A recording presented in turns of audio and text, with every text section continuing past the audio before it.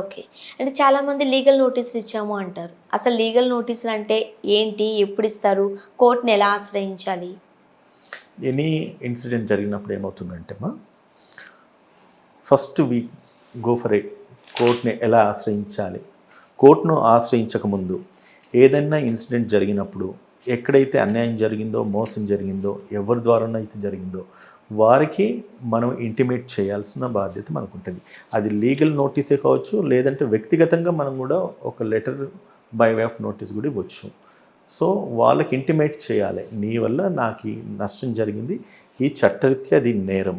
So కాబట్టి ఈ యొక్క నష్టాన్ని పూడ్చే బాధ్యత మీ మీద ఉంటుంది.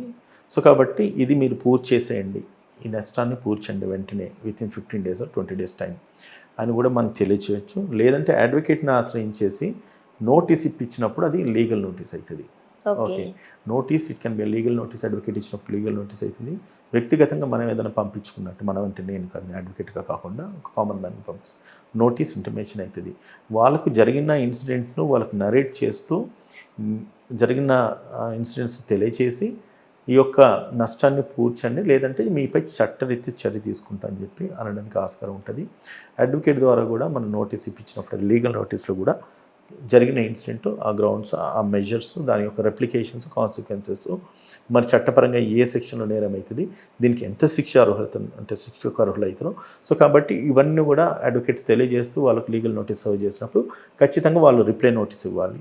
లేదంటే కనుక దాని మీద మనం 15 days or 20 days 1 month time ఇస్తాం కాబట్టి ఆ టైం స్పాన్లో ఖచ్చితంగా మనం కేసు వేసుకోవడానికి ఆస్కారం ఉంటుంది.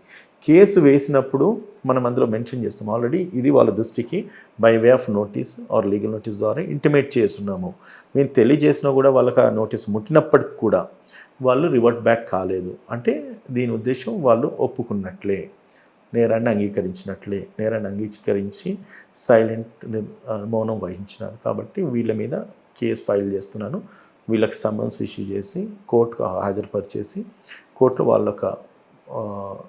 వాళ్ళ ఏంటి